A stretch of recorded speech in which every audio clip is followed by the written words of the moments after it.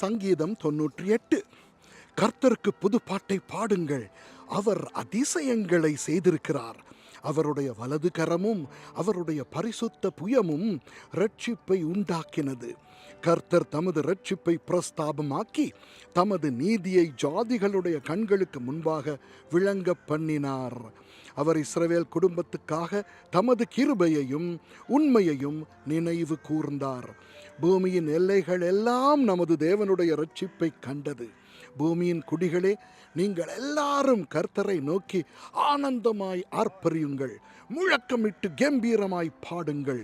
சுரமண்டலத்தால் கர்த்தரை கீர்த்தனம் பண்ணுங்கள், சுரமண்டலத்தாலும் கீத சத்தத்தாலும் அவரை கீர்த்தனம் பண்ணுங்கள். கர்த்தராகிய ராஜாவின் சமூகத்தில் பூரிகைகளாலும் எக்கால சத்தத்தாலும் ஆனந்தமாய் ஆர்ப்பரியுங்கள்.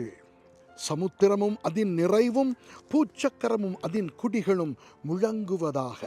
கர்த்தருக்கு முன்பாக ஆறுகள் கைகொட்டி பர்வதங்கள் ஏகமாய் கம்பீரித்து பாடக்கடவது.